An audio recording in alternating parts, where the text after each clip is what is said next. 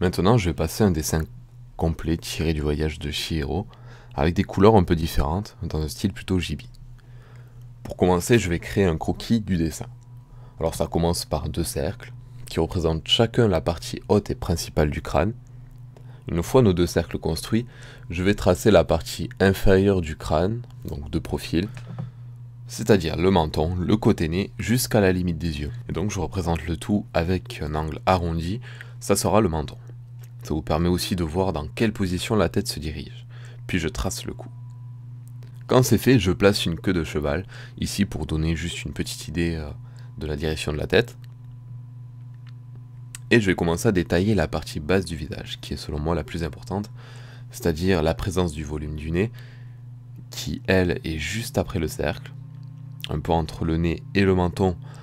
On peut faire un léger creux, ça représentera la bouche, mais c'est pas obligé. Les yeux vont, eux, se trouver au-dessus du nez, donc pour être précis, dans le creux supérieur du nez. Donc la largeur varie selon les personnages, mais il faut faire attention sur ce point-là. Donc de profil, les yeux du personnage sont reculés, ils ne sont pas sur le bord du crâne, si on regarde bien. Il y a une petite distance entre le début du front et l'œil, et ça c'est pareil pour les portraits réalistes. Une fois qu'on a en place le seul œil visible sur le trait du cercle, on va faire la même chose pour l'autre personnage. On peut varier un peu les formes, ça sera un garçon, le nez un peu plus grand, et les yeux, quant à eux, seront un peu plus fermés, car il va regarder davantage vers le bas que le personnage féminin. Il faut que dans le dessin, tout soit logique, et quand on arrive à rendre un dessin logique, on arrive mieux à détecter par exemple les erreurs, et on pourra plus facilement l'améliorer.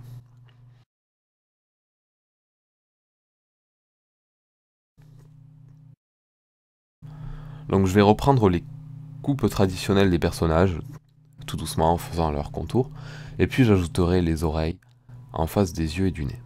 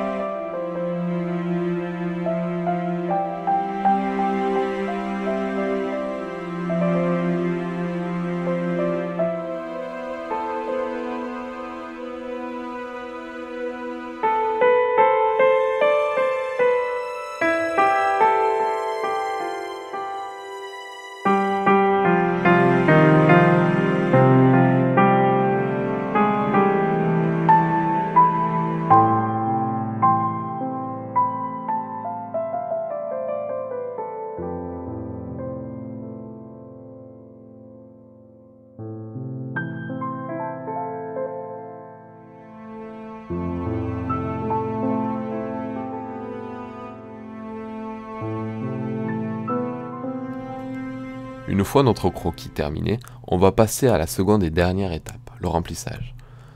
Je vais choisir une couleur peau pour le visage et les parties du corps. Personnellement, la couleur du premier cœur que j'aime bien utiliser pour la peau du personnage, donc ça s'appelle blush. Et donc une fois notre peau coloriée, je vais ancrer les contours de notre personnage. Pour cela, j'utilise un stylo à micropigment ou un stylo bic noir. Un crayon noir peut suffire. Pour ça, je vais replacer tous nos contours sans exception.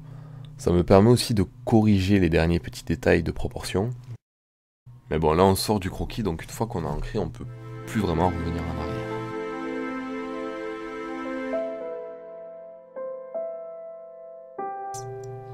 Du coup, je vais reprendre mon feutre et repasser dans les zones en ombre, sous les mèches de cheveux, sur le cou et sous le nez. Ça donne un petit peu de volume, un peu d'ombre. Et puis je vais colorier l'iris en marron pour la fille et en vert pour le garçon. Maintenant, je vais colorier les cheveux de mes personnages. Pour Chihiro, ça sera un marron clair. Mais par contre, par rapport au feutre, ça va être embêtant parce qu'il commence à se faire vieux.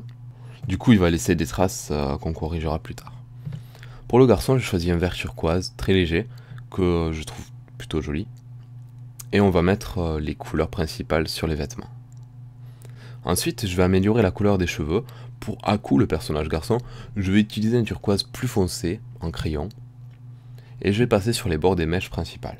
Et pour Chihiro, je vais utiliser une couleur plus jaunâtre pour que le marron soit moins dans les rouges.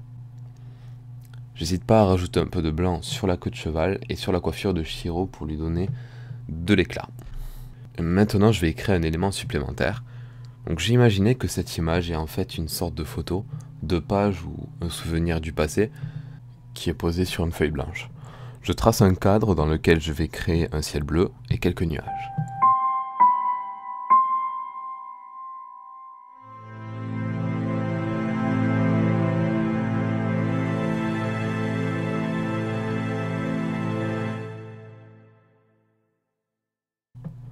Une fois que c'est fini, je vais ancrer les contours de l'image que de deux côtés pour lui donner un petit effet 3D. Je vais même rajouter une petite ombre portée pour faire ressortir l'image. Et voilà notre dessin terminé. En tout cas, j'espère que cette petite vidéo vous aura plu. Moi, ça m'a plu de faire ce dessin. Je pense en faire d'autres dans ce style-là, d'ici peu. Et sur ce, je vous souhaite une très bonne année 2015. Et donc à très bientôt dans une prochaine vidéo.